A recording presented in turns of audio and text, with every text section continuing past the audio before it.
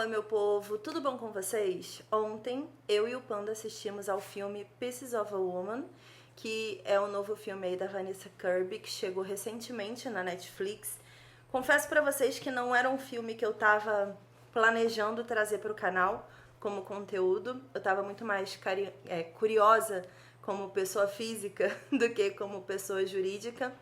Mas, como vocês sabem, todo o conteúdo que a gente assiste que toca lá no fundinho do nosso coração e mexe de alguma forma com todas as visões de mundo que a gente tem, com tudo que a gente acha que é interessante compartilhar com vocês, a gente acaba trazendo pra cá. Então, eu decidi ter essa conversa aqui, principalmente com todas as mulheres que estão aí do outro lado, mas também com todos os homens, porque é fundamental que todo mundo esteja muito ciente, sabe, de todas as dores e todas as dificuldades que existem do lado de cá, do lado feminino. Eu tenho uma opinião, às vezes, meio controversa, dependendo da situação, de que a força feminina é endeusada da forma errada. E eu acho que esse filme traz um pouquinho desse meu pensamento, por isso que eu decidi vir aqui bater esse papo com vocês. Roda a vinheta.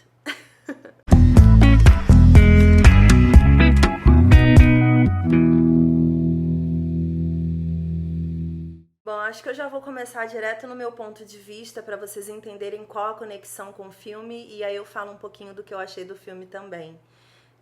Esse meu ponto de vista sobre o endeusamento da força feminina, ele, de vez em quando eu falo que ele é controverso porque de vez em quando eu mesma questiono, sabe? Esse meu ponto de vista. Então, tá tudo bem se qualquer pessoa aí do outro lado questionar e tiver, enfim, comentários diferentes sobre isso. Eu vou ficar muito feliz de ler todos eles aqui embaixo, aqui nos comentários do vídeo.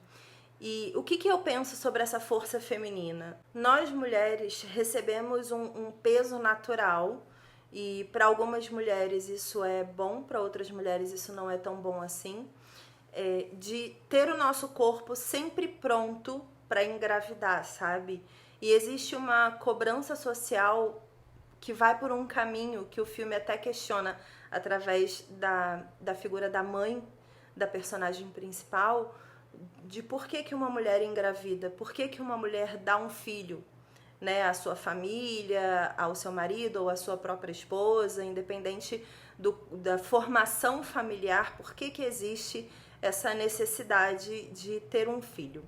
E isso para mim já é um peso por si só. Existe uma força feminina pronta para isso, o nosso corpo está preparado para isso, mas por que isso é imposto como algo que tem que ser feito, né? E mesmo que seja feito com gosto, como foi o caso do filme, mesmo que seja feito com muito amor, muito carinho e muito desejo, por que existe uma cobrança social por você, mulher, ter dentro da sua existência enquanto mãe justificativas para dar para a sociedade constantemente? Por que você perdeu seu filho?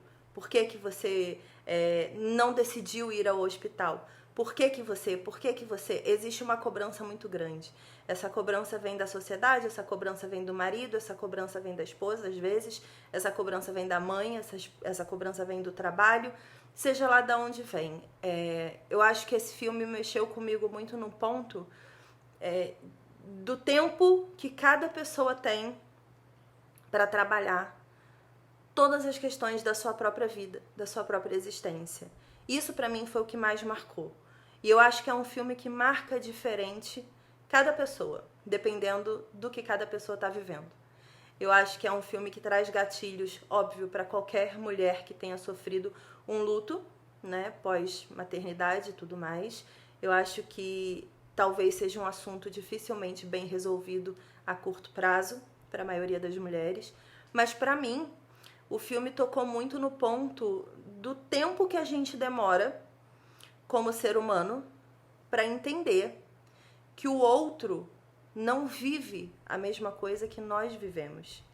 Cada pessoa é muito única.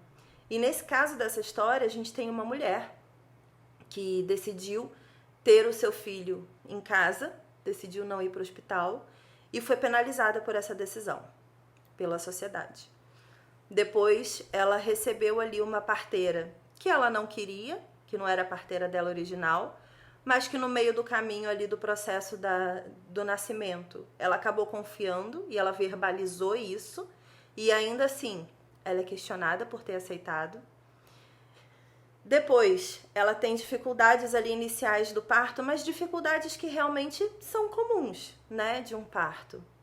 E ela é penalizada por não ter, no auge da sua falta de lucidez de um pré-parto, tomado uma decisão como ir ao hospital.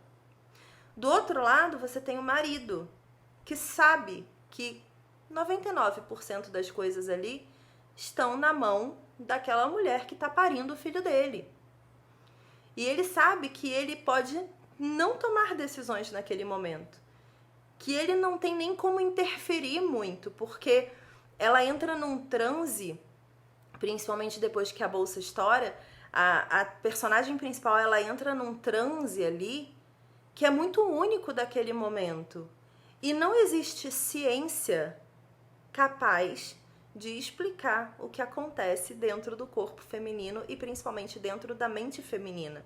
E eu não estou falando da ciência medicina, eu estou falando da ciência jurídica, que é a que questiona tudo o que aconteceu depois que ela realmente dá à luz ali a sua filha e tudo mais. O curioso, e quando eu falo da dificuldade que eu tenho para lidar principalmente com a cobrança da força feminina, esse negócio de dizer que toda mulher é uma super-heroína, toda mulher é uma guerreira, toda mulher é uma força da natureza.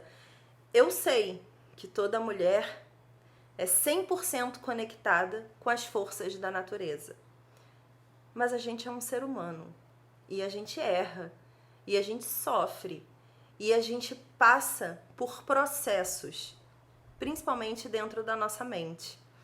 E aí você imagina uma situação em que uma mulher perdeu a sua própria filha, e aí o seu marido e a sua mãe escolhem ir por um caminho de briga judicial que você não concorda desde o início.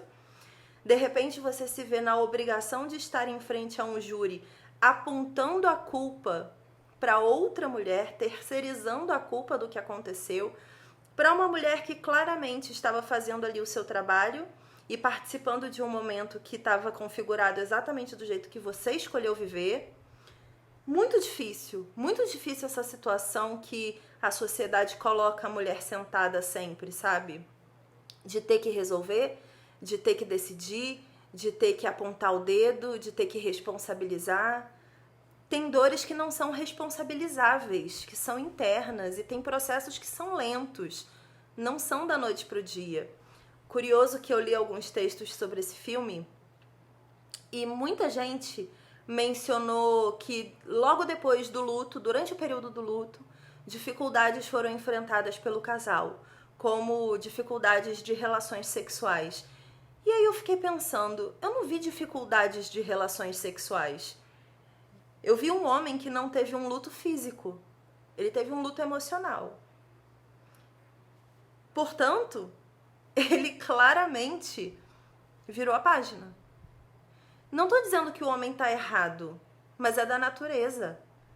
Fisicamente, ele não engravidou. Fisicamente, ele não gerou leite. Fisicamente, ele não sangrou por meses depois de perder uma criança. Fisicamente, ele não perdeu aquela criança. Ele perdeu emocionalmente. Aquela mulher viveu o pós-parto, viveu o puerpério sem um bebê. E o cara queria começar uma vida nova. 2 meses depois, foi exatamente o período em que ele tentou transar com ela e ela não conseguiu. E aí ele se estressa com ela e a partir dali o relacionamento começa a ficar completamente falido.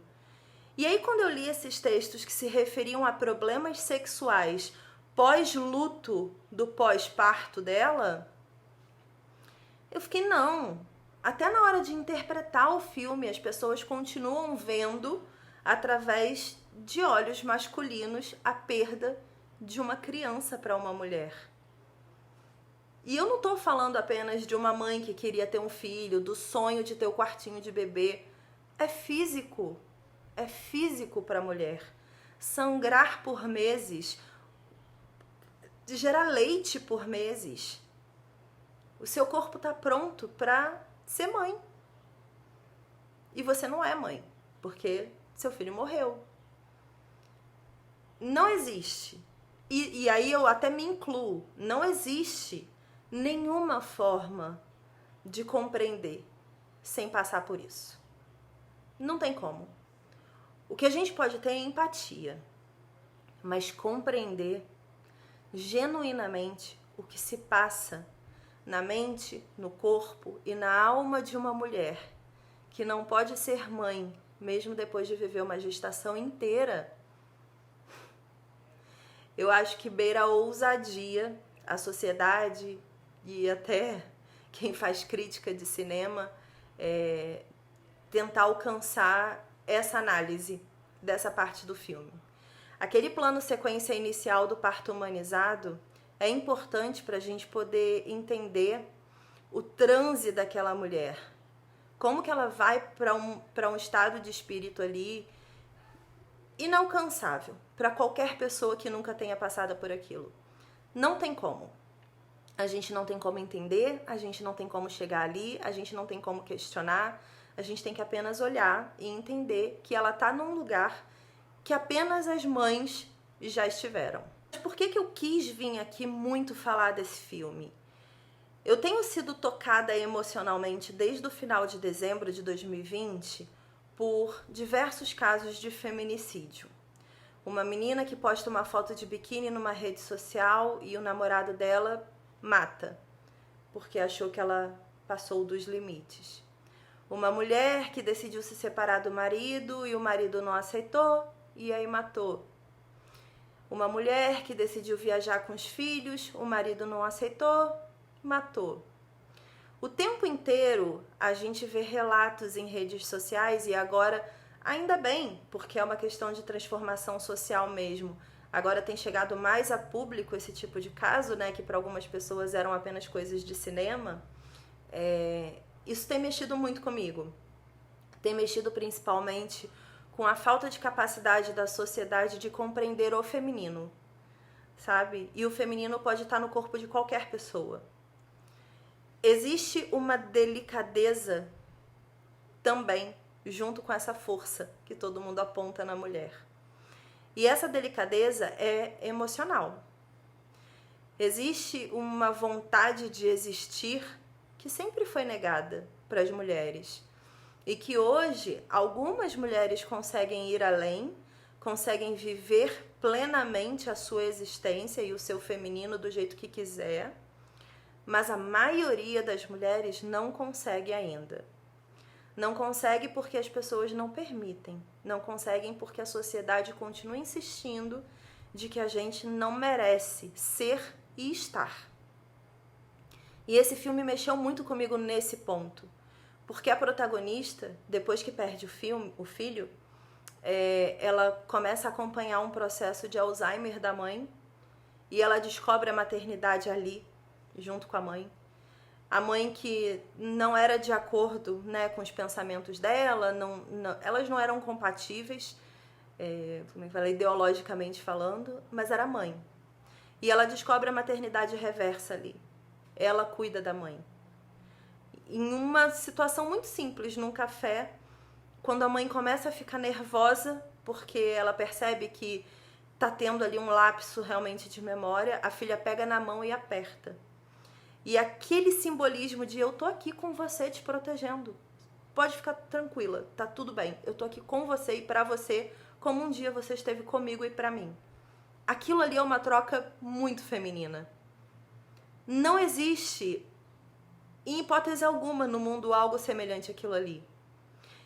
E na mesma cena, o que é mais bonito ainda desse filme, você tem a outra filha que não é emocionalmente preparada para lidar com aquela situação. Ela chora quando ela percebe que a mãe está tendo os seus lapsos de memória. E isso é a permissão narrativa do filme para todas as mulheres se encontrarem naquela história. Não é porque existe uma força idealizada feminina que você tem que ter. E não é porque você deixa de ter essa força que você deixa de ser mulher. Todas são mulheres naquela mesa e todas são diferentes umas das outras. Eu tô vendo que a câmera tá dando um piquezinho assim, eu não sei o que que é, mas eu vou publicar o vídeo assim mesmo. Peço desculpas aqui já. Outro ponto que mexe muito comigo é a descoberta da maternidade através da macieira. O curioso é que quando ela tá no julgamento, o juiz pergunta, o juiz não, o advogado pergunta o que que ela lembra da filha, assim que nasceu, né? A filha recém-nascida. E ela fala que a filha tinha cheiro de maçã. Depois ela começou a comer muita maçã, separou as sementinhas, botou na geladeira, e essa maçã se transformou numa árvore frutífera, frondosa, cheia de maçãs, e o filme termina exatamente com essa cena da árvore cheia de maçãs e a filha dela, né? E são microlaços de coisas da sua vida, do que marca realmente na sua vida, do que importa realmente na sua vida. Cada pessoa é uma pessoa diferente. E é por isso que eu acho que falar do feminino é muito complexo, porque a gente está começando a lutar por espaço e respeito de existir. É só o que a gente está pedindo? Posso existir nesse mundo que aparentemente também é meu? Basicamente é isso que a mulher está pedindo. Só que internamente existe um conflito muito grande por conta dessas forças internas que a gente tem no corpo feminino, sabe?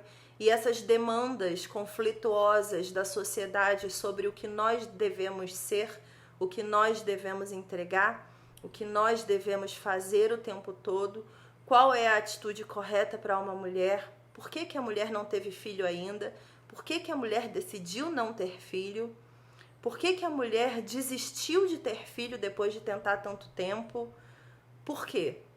O mundo quer saber o tempo todo o porquê que as mulheres estão fazendo coisas e decidindo coisas. Como assim? Existe uma correlação que eu gosto muito de colocar na minha cabeça o tempo todo quando eu vejo casos assim. Toda vez que eu recebo uma mensagem falando assim, mas Cris, por que você ainda não teve um filho? Eu penso em Gileade. E penso, será que eu só vou servir para o mundo como mulher depois que eu entregar para ele um filho? Tudo que eu tô fazendo antes disso não serve de nada? Eu não tô plantando sementes diferentes em situações diferentes que são semelhantes a colocar uma vida no mundo? Porque semente dá vida. E se eu planto uma semente, nem que seja de conhecimento na mente de alguém, de ideologia na mente de alguém, de qualquer coisa, eu não estou dando vida a um pensamento, a uma história, a uma transformação. Às vezes eu não estou dando vida a uma mudança de vida, e nessa mudança de vida eu gero mais vidas do que eu poderia gerar com o meu próprio útero. Eu vivo esse dilema o tempo todo dentro de mim, e eu acho que o filme trouxe essa resposta. Ela realmente queria dar à luz e ter uma filha. Mas será que a semente da relação dela com a mãe não teve tanto quanto valor? A semente de macieira não deu tantos frutos, muitos mais do que apenas uma filha? E depois, ela não teve essa uma filha que ela tanto queria? E eu vi até um questionamento interessante na internet falando, mas a gente nem sabe se aquela filha é dela mesmo. Ela pode nunca mais ter podido ter filho naturalmente e ela pode ter adotado. Não deixa de ser uma vida que ela está cuidando. Importa como você dá luz para as coisas. Importa como você usa a sua força feminina. Ou só importa que você saiba que tem essa força e que você use da melhor forma possível na sua vida. Eu acho que é um filme que fala muito mais disso do que do luto em si.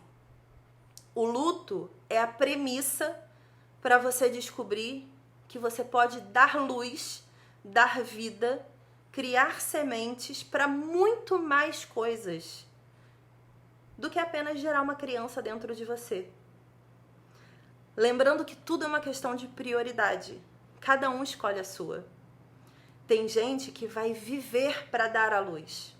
a uma criança dentro de si. E tem gente que não.